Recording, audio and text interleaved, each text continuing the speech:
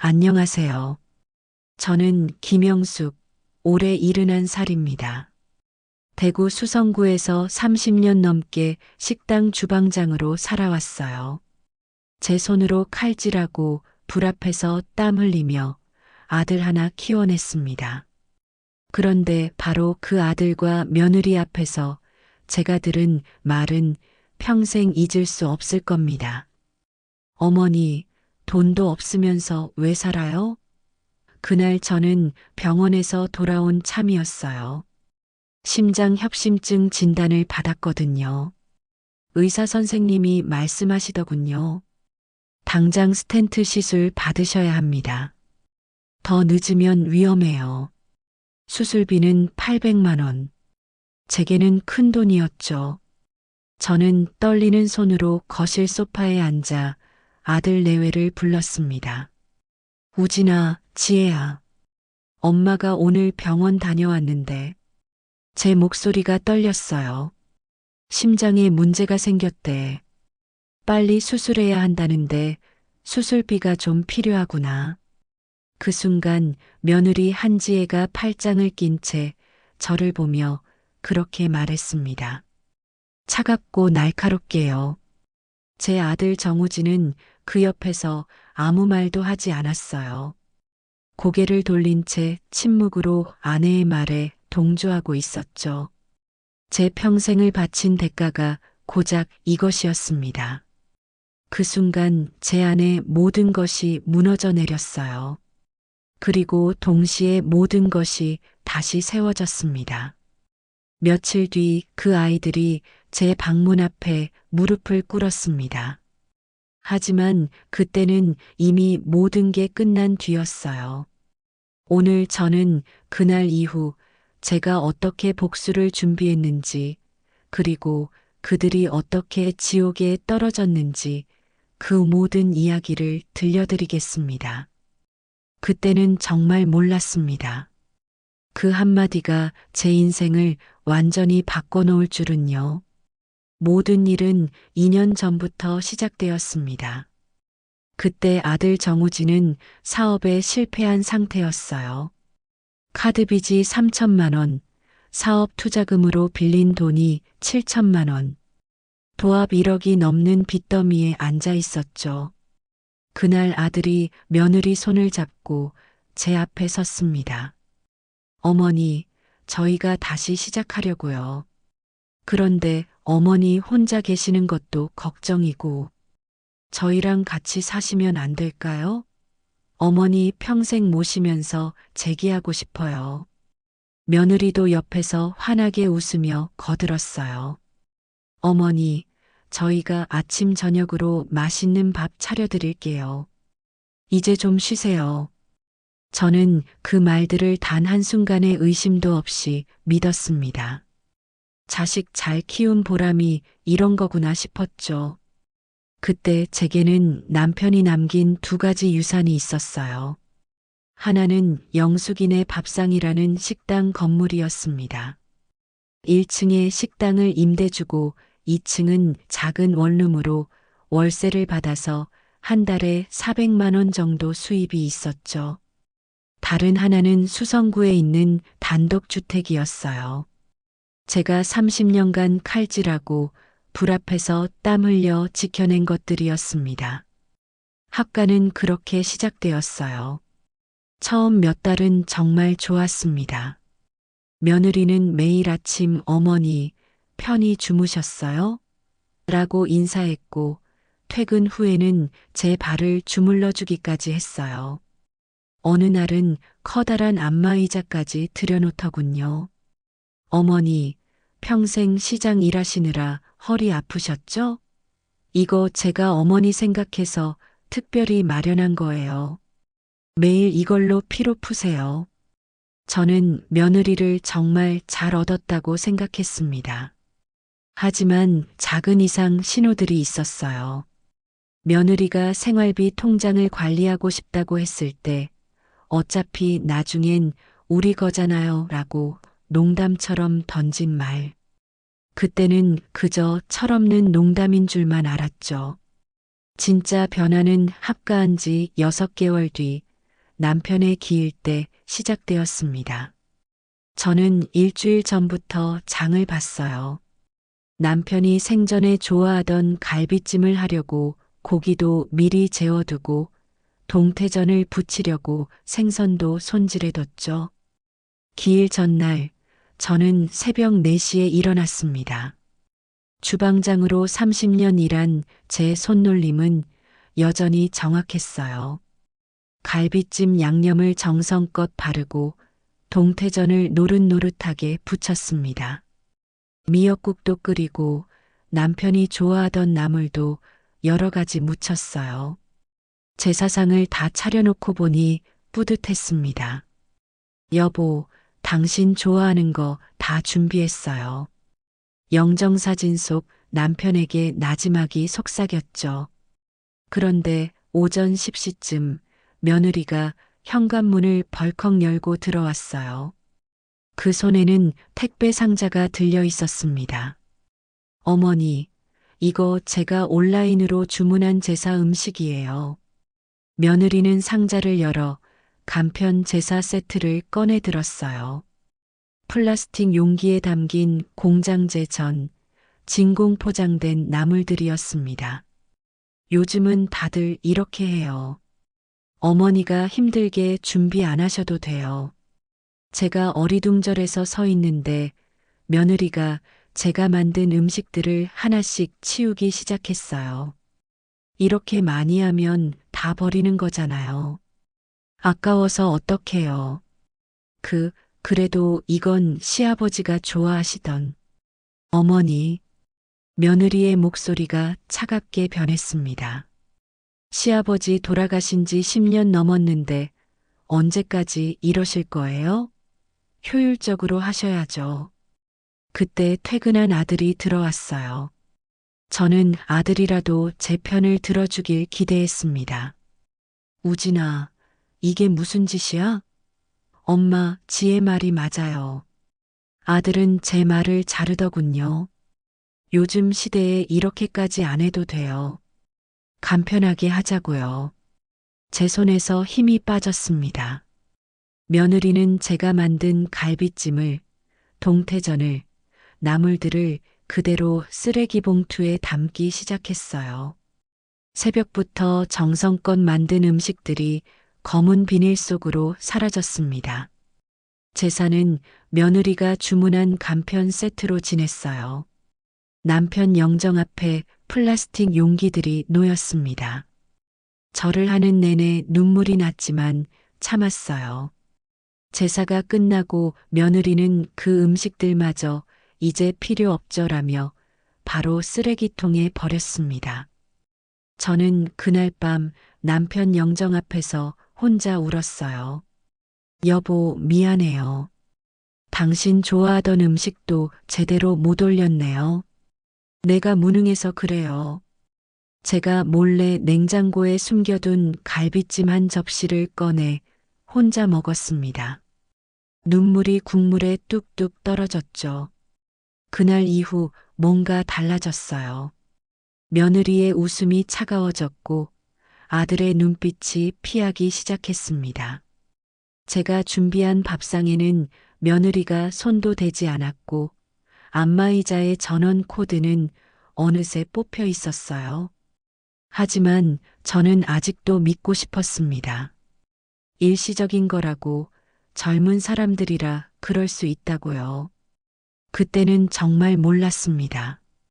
이게 시작에 불과했다는 것을요. 합가한 지 1년이 지났을 무렵이었습니다. 어느 날 저녁 아들 내외가 저를 거실로 불렀어요. 두 사람의 표정이 심상치 않았습니다. 어머니, 저희가 말씀드릴 게 있어요. 며느리가 먼저 입을 열었죠. 사실 저희 상황이 많이 어려워요. 빚 이자만 매달 200만 원씩 나가거든요. 아들이 거들었습니다. 엄마, 식당 건물 있잖아요. 그거 담보로 5천만 원만 대출받을 수 있게 해주시면 안 될까요? 급한 불만 끄면 저희가 다시 일어설 수 있어요. 제 심장이 철렁 내려앉았어요. 그 건물은 남편이 남긴 유산이자 제가 30년간 지켜온 생명줄이었거든요.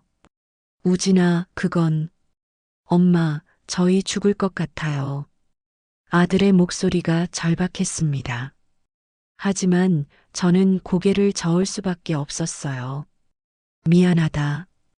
그 건물은 내 평생이 담긴 곳이야. 월세 수입으로 생활하는 건데 그걸 담보로 잡으면 나는 어떻게 사니? 며느리의 얼굴이 굳어졌습니다. 그럼 어머니는 저희 죽는 거 보고만 계시겠다는 거예요? 그게 아니라 됐어요. 며느리가 차갑게 말을 끊고 방으로 들어가 버렸어요. 문이 쾅 하고 닫혔습니다. 아들도 아무 말 없이 아내를 따라 들어갔죠. 그날 이후 집안 분위기가 완전히 바뀌었습니다. 며느리는 저와 눈도 마주치지 않았어요. 식탁에 반찬을 놓을 때도 제 앞에만 덜 놓았습니다. 안마의자의 전원 코드는 아예 뽑혀서 구석에 처박혀 있었고요. 즉, 언제까지 사실 건데. 지나가다 며느리가 중얼거리는 소리가 들렸습니다. 제 심장이 콩콩 뛰었어요. 어느 날 아침 쓰레기를 버리러 나갔을 때였습니다. 옆집에 사시는 박할머니를 마주쳤어요. 박할머니는 75살로 저보다 4살 위셨는데 이 동네에서 오래 사신 분이었죠. 영숙이, 요즘 안색이 안 좋던데 괜찮아? 박할머니가 걱정스러운 눈으로 물었습니다. 네, 괜찮아요. 제가 애써 웃으며 대답했지만 박할머니는 고개를 저었어요. 영수가, 나도 아들 내외랑 살았었어. 박할머니가 낮은 목소리로 말했습니다. 처음엔 우리 애들도 잘해줬어. 근데 1년쯤 지나니까 집 명의를 넘기라고 하더라고. 안 넘겨줬더니 요양원 보내려고까지 했어. 예. 제가 깜짝 놀라 박할머니를 쳐다봤어요. 그래서 지금은 혼자 살아. 애들한테 집도 안 물려주고 4명에 그대로 지키고 있지. 그게 훨씬 편해. 박할머니가 제 손을 꽉 잡았습니다. 영수가 잘 들어. 재산은 살아있을 때 힘이야. 죽어서 물려준다고 효도하는 거 아니야. 살아있을 때 힘이 있어야 대접도 받는 거라고. 우리 애들은 안 그럴 거예요. 제가 얼른 부인했습니다. 하지만 목소리가 떨렸어요. 박할머니는 안타까운 눈으로 저를 보더니 한숨을 쉬었습니다. 그래, 내 애들은 다르길 바란다. 근데 영수가 혹시라도 이상하다 싶으면 언제든 나한테 와. 알았지? 집으로 돌아오는데 2층 창문에서 며느리가 내려다보고 있었어요. 저와 박할머니가 이야기하는 걸 지켜본 모양이었습니다. 며느리는 창문을 탁 닫아버렸죠. 그날 저녁 방에서 아들 내외의 대화가 새어나왔습니다. 여보, 오늘 어머니랑 박할머니가 한참 얘기하더라. 그래서 박할머니가 어머니한테 쓸데없는 소리 한 것 같아. 혹시 어머니가 우리 의심하시면 어떡해? 에이, 설마. 우리 엄마가 뭘 알겠어. 그래도 조심해야 돼. 박할머니랑 못 만나게 해야 되는 거 아니야?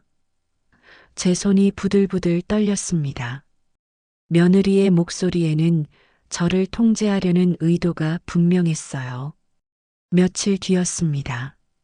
시장에서 30년 함께 일한 친구들과 저녁 약속이 있었어요. 오랜만에 만나는 자리라 마음이 설렜죠.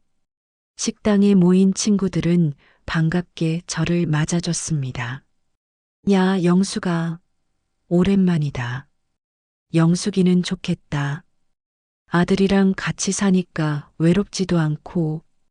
맞아. 자식 복 터졌어. 진짜.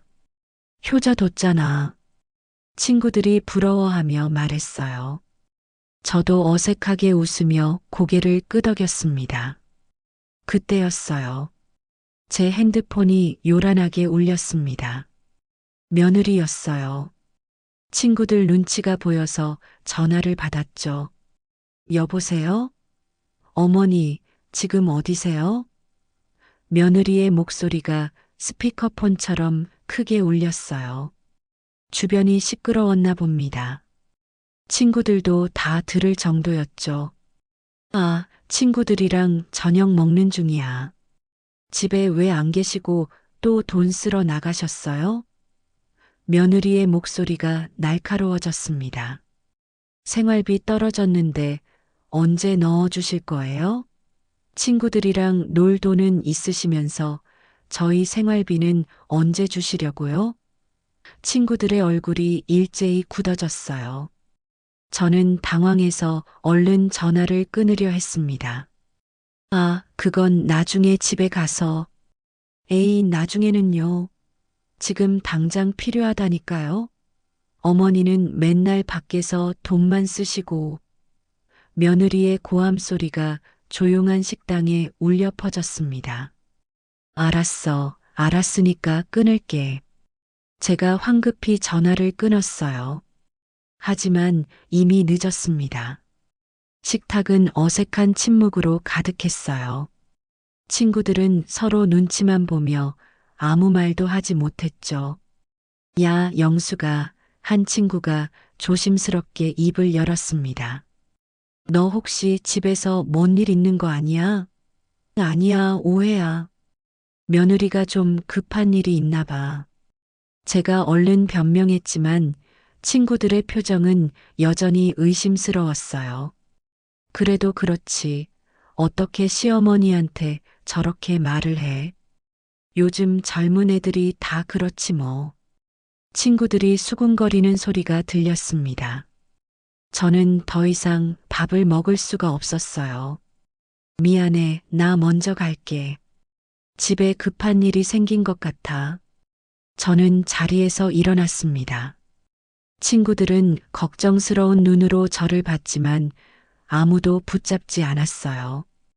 밖으로 나오니 차가운 바람이 뺨을 때렸습니다. 집으로 걸어오는 내내 박 할머니의 말이 귓가에 맴돌았어요. 재산은 살아있을 때 힘이야. 요양원 보내려고까지 했어. 살아있을 때 힘이 있어야 대접도 받는 거라고. 하지만 저는 고개를 저었습니다. 아니야, 우리 애들은 다를 거야. 며느리가 좀 철없는 거지. 우리 우진이는 그래도 효자야. 제가 30년 동안 키운 아들이잖아. 그때는 아직 믿고 싶었습니다. 제 아들만은 다르다고요. 하지만 가슴 한쪽에서는 차가운 불안이 커져가고 있었어요. 그로부터 보름쯤 지난 어느 날 새벽이었습니다. 시계를 보니 새벽 4시였어요. 저는 화장실에 가려고 일어났다가 갑자기 가슴이 조여오는 느낌을 받았습니다. 숨이 안 쉬어졌어요. 으윽.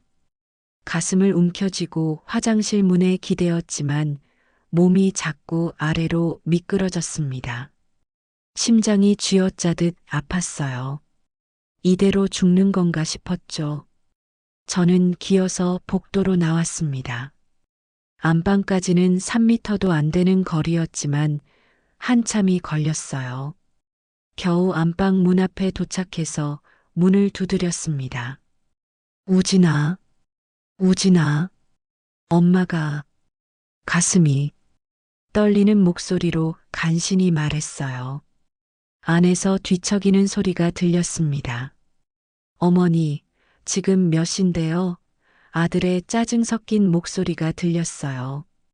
우진아, 제발. 119. 불러줘. 에휴. 며느리의 목소리가 들렸습니다. 또 꾀병 아니에요? 어제도 괜찮다더니. 좀 참으시면 안 돼요? 진짜 아파 죽을 것 같아. 제 목소리는 거의 들리지 않을 정도로 작아졌어요. 더 이상 두드릴 힘도 없었습니다. 복도 바닥에 쓰러져서 천장만 바라보고 있었죠. 얼마나 지났을까요?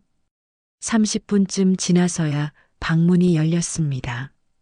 어머니, 아들이 나와서 쓰러진 저를 보고 깜짝 놀랐어요.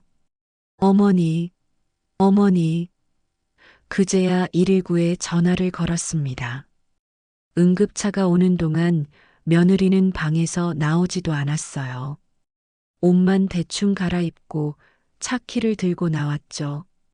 제가 차로 따라갈게요. 택시비 아깝잖아요. 며느리가 중얼거리는 소리가 들렸습니다. 응급차 안에서 저는 의식이 흐릿했어요.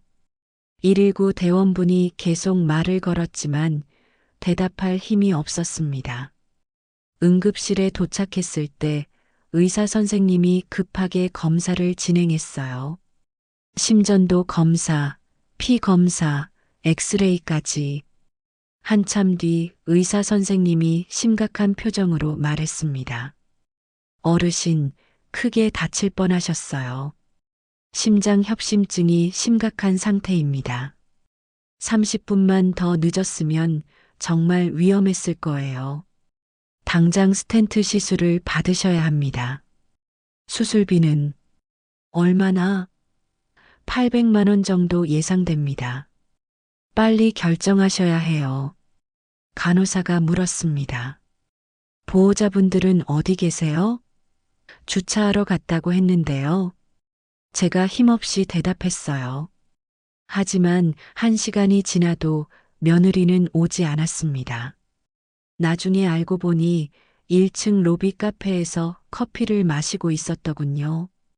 의사 선생님이 안타까운 눈으로 저를 보았어요. 어르신, 보호자가 좀 신경을 안 쓰시는 것 같은데 괜찮으세요?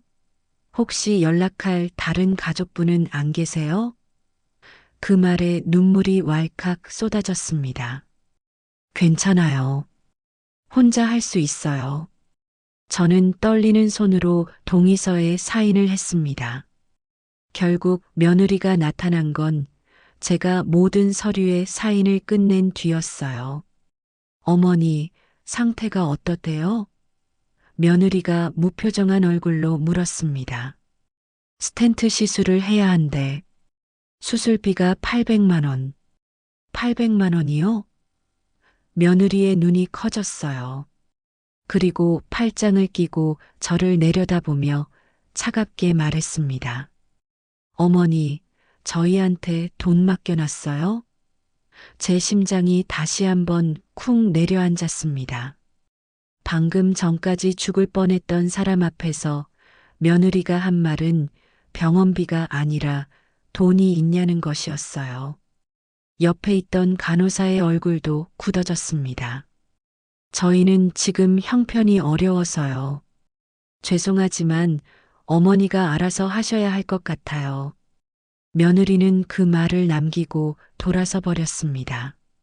저는 그날 혼자 병원 원무과에 가서 제 통장을 해약했습니다. 30년간 모아둔 예금을 깨서 수술비를 냈죠. 병실에 혼자 누워 있는데 눈물이 멈추지 않았어요. 그날 밤 저는 겨우 집에 돌아왔습니다. 약을 먹고 거실 소파에 쓰러지듯 앉아 있었어요.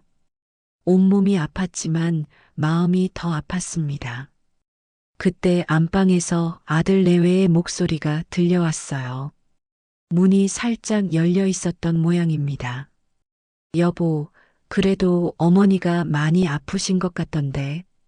아들의 목소리가 들렸습니다. 에이, 됐어. 며느리의 목소리였어요. 병원비 아까워. 어차피 늙어서 곧 죽을 건데 뭐하러 돈 써? 800만 원이면 우리 빚이자 4개월치야. 그래도 우리 엄마인데.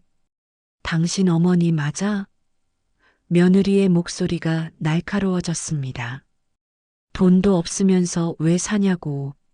솔직히 빨리 정리됐으면 좋겠어. 병원 안 가고 집에서 그냥 가시면 우리 돈 아끼는 거잖아. 식당 건물이랑 이 집만 넘어오면 우리 빚 다 갚고 강남 아파트도 살 수 있다고. 제 온몸의 피가 거꾸로 도는 기분이었습니다. 근데 엄마가 워낙 고집이 세서 아들의 목소리도 들렸어요. 차라리 요양원이라도 보내면 집 처분할 수 있을 텐데. 아, 답답해. 소파에 앉아있던 제 손이 부들부들 떨렸습니다. 제가 죽기를 기다리고 있었어요. 아니, 죽기를 바라고 있었습니다. 저를 병원에 데려간 것도 119를 부른 것도 효심이 아니었어요. 그냥 문제가 생길까봐 형식적으로 한 일이었던 거죠.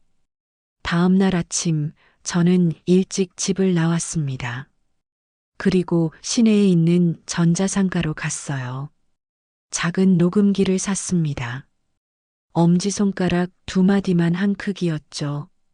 할머니, 이거 연속 녹음 48시간 가능하고요. 음질도 아주 좋아요. 점원이 친절하게 설명해 줬습니다. 저는 그 녹음기를 샀어요. 그리고 집에 돌아와서 늘 입는 조끼 안주머니 깊숙이 넣어뒀습니다. 24시간 녹음 버튼을 켜놓았죠. 그날부터 저는 집안의 모든 대화를 녹음하기 시작했습니다. 며느리가 전화 통화하는 소리, 아들 내외가 방에서 나누는 대화, 제 뒤에서 수군거리는 소리까지. 2주 동안 녹음기는 제 품속에서 돌아갔어요. 그리고 그 안에는 제가 상상했던 것보다 훨씬 더 끔찍한 말들이 담겼습니다. 저 늙은이만 없으면 우리 인생 펴는 건데 하루빨리 정리됐으면 좋겠어. 기다리는 것도 지겹다고. 요양원 비용이 아까워서라도 집에서 그냥. 매일 밤 저는 이어폰을 꽂고 그날 녹음된 내용을 들었습니다. 들으면 들을수록 분노가 쌓여갔어요. 하지만 저는 표정 하나 바꾸지 않았습니다. 오히려 더 약해 보이려고 노력했죠. 더 많은 증거를 모으기 위해서였습니다. 그렇게 2주가 지났을 때 저는 충분한 증거를 확보했어요. 이제 다음 단계로 넘어갈 때였습니다. 저는 오랜 친구인 최 사장에게 전화를 걸었어요. 사장님, 저 좀 급하게 만날 수 있을까요? 복수의 칼날을 갈 시간이었습니다. 그날 밤 잠이 오지 않았습니다. 저는 조용히 집을 나와 시장 골목으로 향했어요. 새벽 3시, 아무도 없는 텅 빈 골목. 익숙한 비린내와 생선 냄새가 여전히 남아 있었습니다. 저는 영숙이네 밥상 앞에 서서 차가운 철제 셔터문을 바라보았어요. 남편이 손수 깎아 만든 나무 간판이 희미한 가로등 불빛 아래서 보였습니다. 글씨는 삐뚤빼뚤했지만 정성이 가득했죠. 저는 셔터문 앞에 주저앉았습니다. 그리고 30년 전을 떠올렸어요. 남편이 교통사고로 세상을 떠났을 때 아들 우진이는 초등학교 2학년이었습니다. 장례식장에서 엄마 아빠 어디 갔어? 라고 물어보던 어린 얼굴이 눈에 선했어요. 그날부터 저는 이 칼을 잡았습니다. 새벽 4시에 일어나 시장에 나가 생선을 손질했어요. 손가락에 칼이 베이고 뜨거운 기름에 화상을 입기도 했습니다. 허리 디스크가 와서 밤마다 파스를 붙이고 잤죠. 무릎 관절염 때문에 계단을 오를 때마다 아팠지만 참았어요. 그렇게 번 돈으로 아들을 키웠습니다. 중학교, 고등학교, 대학교까지 등록금이 모자라면 이 건물을 담보로 대출을 받았어요. 아들이 엄마 친구들 다 학원 다니는데라고 하면 학원비도 보냈습니다. 졸업할 때쯤 되니 빚이 8천만 원이었어요. 하지만 아들이 취직하고 결혼한다고 했을 때 저는 기뻤습니다. 고생 끝 행복 시작이라고 생각했죠. 결혼 비용도 혼수 비용도 제가 다 댔어요. 남은 빚을 다 갚고 나니 통장에는 거의 아무것도 남지 않았습니다. 하지만 괜찮았어요. 아들이 어머니 모시고 살겠다고 했으니까요. 여보, 저는 나무 간판을 올려다보며 남편에게 속삭였습니다. 내가 뭘 위해 이렇게 살았을까요? 당신한테도 미안하고 나한테도 미안해요. 제사상도 제대로 못 올리게 하고 당신이 남긴 이 가게를 탐내는 자식 앞에서 속수무책이었던 제 자신이 한심했습니다. 당신 좋아하던 갈비찜도 쓰레기통에 버려졌어요. 내가 그것도 못 지켰어요. 눈물이 주르륵 흘러내렸습니다. 그때 박 할머니의 목소리가 떠올랐어요. 제사는 살아있을 때 힘이야. 요양원 보내려고까지 했어. 살아있을 때 힘이 있어야 대접도 받는 거라고. 저는 주먹을 꽉 쥐었습니다. 그래, 박 할머니 말이 맞았어. 나는 너무 착하게만 살았어. 내 것을 지키지도 못하고 당신의 체면도 지키지 못했어. 이제라도 늦지 않았어. 더 이상은 당하지 않을 거야. 저는 차가운 셔터문에 이마를 기댔습니다. 여보, 이제 당신 체면이라도 지켜드릴게요. 조금만 기다려요. 새벽 공기가 차가웠지만 제 마음은 뜨겁게 타오르고 있었습니다. 저는 자리에서 일어났어요. 그리고 휴대폰을 꺼내 최 사장에게 문자를 보냈습니다. 내일 오전에 사무실로 찾아가겠습니다. 급한 일이 있어요. 집으로 돌아오는 길, 하늘이 조금씩 밝아오고 있었어요. 긴 어둠 끝에 새벽이 오듯이 제 인생에도 새로운 시작이 올 거라고 믿었습니다. 결심이 섰습니다. 더 이상 참지 않겠다. 제 인생을, 제 재산을, 남편의 명예를 지켜내겠다고요. 다음 날 오전, 저는 최 사장의 사무실 문을 열었습니다. 최 사장은 30년 넘게 알고 지낸 친구였어요. 제 식당의 단골 손님이었다가 나중에 변호사 사무실을 차린 분이죠. 영수가 무슨 일이야? 얼굴이 왜 그래? 최 사장이 깜짝 놀라며 저를 의자에 앉혔습니다. 저는 지난 2년간 있었던 모든 일을 털어놨어요. 제사상 이야기, 박 할머니의 경고, 친구들 앞에서의 망신, 응급실에서의 일까지, 그리고 주머니에서 녹음기를 꺼내 재생 버튼을 눌렀습니다. 돈도 없으면서 왜 사냐고. 며느리의 목소리가 흘러나왔어요. 최 사장의 얼굴이 붉어지더니 주먹으로 책상을 쾅 내리쳤습니다. 이런 천하의 벼락 맞을 놈들을. 영수가, 너 정말 고생 많았다. 사장님, 저 도와주세요. 제가 고개를 숙이며 말했습니다. 식당 건물이랑 집 다 팔고 싶어요. 그리고 그 돈 제가 살아있을 때까지 아무도 못 건드리게 해주세요. 최 사장은 잠시 생각하더니 고개를 끄덕였습니다. 좋아. 내가 도와줄게. 일단 매물부터 비밀리에 내보자. 입단속 확실히 할 수 있는 매수자를 구할게. 그날부터 3주 동안 모든 일이 조용히 진행되었습니다. 최 사장은 식당 건물 매수자를 구했어요. 시장에서 과일 가게를 하는 분으로 입이 무거운 사람이었죠. 4억의 계약이 성사되었습니다. 단독주택도 곧바로 매수자가 나타났어요. 3억? 계약서에는 특별 조항이 들어갔습니다. 매도인이 허락하기 전까지 매매 사실을 외부에 절대 발설하지 않는다. 총 7억의 돈이 제 새 통장에 들어왔습니다. 최 사장이 도와준 덕분에 아들 내외는 전혀 눈치채지 못했어요. 저는 여전히 집에서 무기력한 노인 행세를 했으니까요. 다음 단계는 법적 방어였습니다. 최 사장이 생활 신탁을 설명해 줬어요.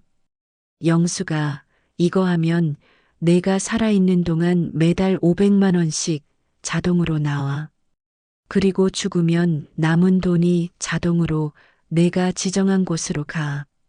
아들이 법적으로 손 뗄 방법이 전혀 없어. 그럼 동물보호단체로요.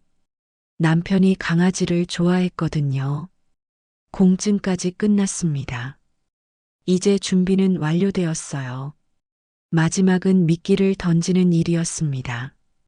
어느 날 저녁, 저는 아들 내외를 거실로 불렀어요. 우진아, 지혜야. 엄마가 생각을 많이 해봤는데 두 사람의 눈빛이 반짝였습니다. 너희들 말이 맞는 것 같아. 식당 건물 담보로 대출해 줄게. 내일 은행 가자. 아들이 벌떡 일어나 저를 껴안았습니다. 엄마, 정말이야? 고마워, 엄마. 며느리도 환하게 웃으며 어머니, 감사해요. 라고 말했어요. 그날 밤 두 사람은 방에서 한참을 떠들었습니다. 벌써 빚을 갚고 강남 아파트를 알아보겠다는 이야기였죠. 저는 거실에서 조용히 그 소리를 들었습니다. 내일이면 모든 게 끝나. 너희가 꿈꾸는 그 환상이 산산이 부서지는 걸 보게 될 거야. 복수의 칼날은 이제 완벽하게 날이 서 있었습니다. 다음 날 아침이었습니다.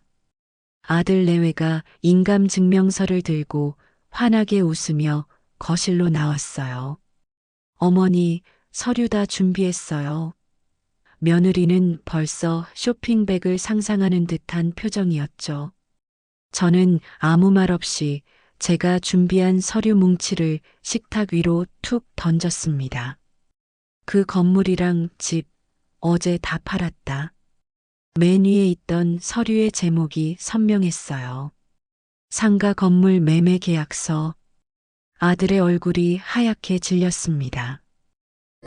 뭐라고요? 그걸 팔아요? 저희도 물려받을 권리가 있는 사람들이에요. 권리. 저는 주머니에서 작은 녹음기를 꺼냈습니다. 그래, 너희한테 왜 권리가 없는지 직접 한번 들어보렴.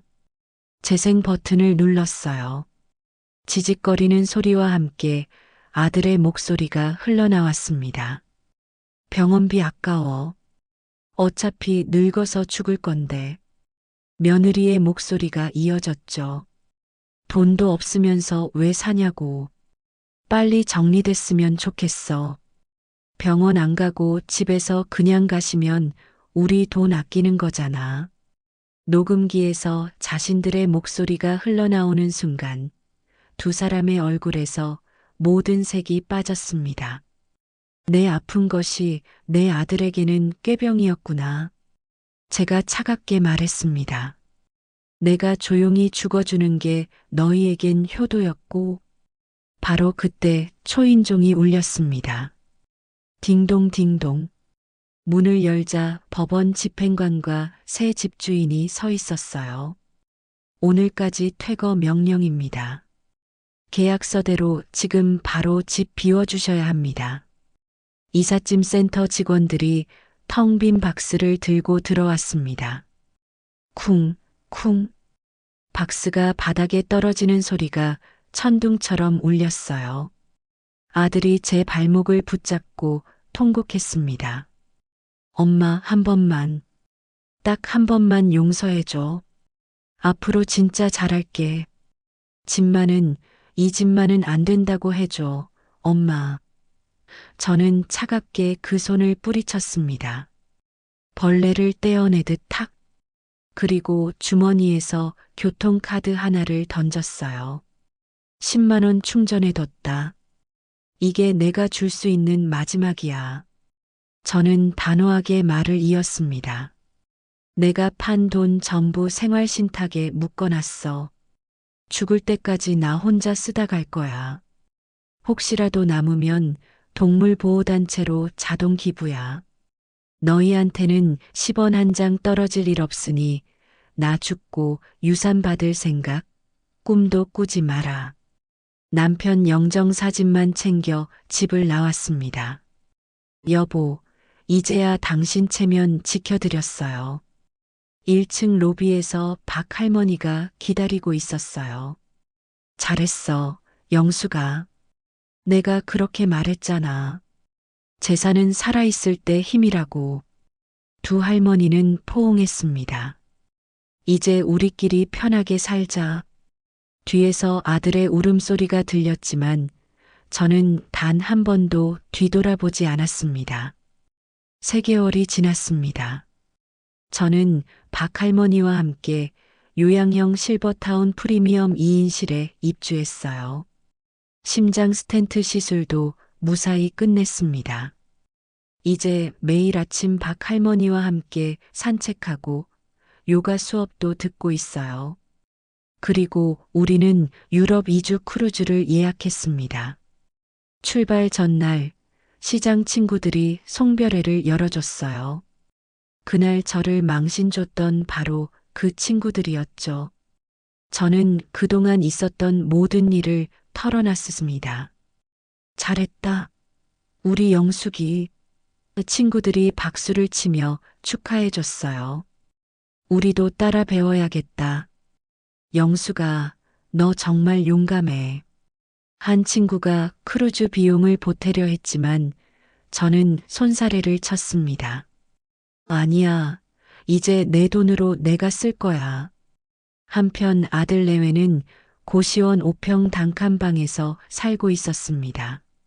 아들은 편의점 야간 알바를, 며느리는 패스트푸드 주방 보조로 일하고 있었죠. 신용불량자가 된 그들은 매일 빚쟁이 전화에 시달리며 서로를 원망하고 있었어요. 크루즈 출발 당일 지중해 갑판 위에 섰습니다. 석양이 바다를 황금빛으로 물들이고 있었어요. 옆에서 박 할머니가 웃으며 말했습니다. 영수가, 이제 진짜 내 인생이다. 그때 제 핸드폰이 진동했습니다. 사돈의 전화였어요. 사부인, 제발 저희 좀 살려주세요. 우리 애들이. 저는 읽지도 않고 차단 버튼을 눌렀습니다. 그리고 핸드폰을 가방 깊숙이 넣었죠. 박 할머니가 제 어깨를 두드렸습니다. 잘했어. 네, 할머니. 이제 정말 끝이에요. 저는 난간에 기대어 푸른 바다를 바라봤습니다. 가슴속으로 남편에게 속삭였어요. 여보, 이제 당신 체면 지켰어요. 그리고 나는 나를 위해 살 거예요. 재산은 살아있을 때 힘이었습니다. 가장 먼저 지었어야 할 집은 다른 누구도 아닌 나 자신을 위한 집이었어요. 조금 늦었을지 모르지만 결코 늦지 않았습니다. 파도 소리와 함께 석양 속으로 항해하는 크루즈. 저와 박 할머니의 웃음소리가 바다 위로 퍼져나갔습니다. 여러분의 가장 소중한 축복은 지금 어디에 있습니까? 혹시 당연하게 생각하는 누군가에게 모두 빼앗기고 있지는 않으십니까? 기억하세요. 재산은 살아있을 때 힘입니다. 오늘 저의 사연 어떠셨나요? 이야기를 끝까지 들어주신 분이 계시다면 잘 들었다고 댓글 하나 남겨주세요. 그리고 저에게 큰 힘이 되는 구독과 좋아요 부탁드립니다. 그럼 재미있는 다음 사연으로 뵙겠습니다.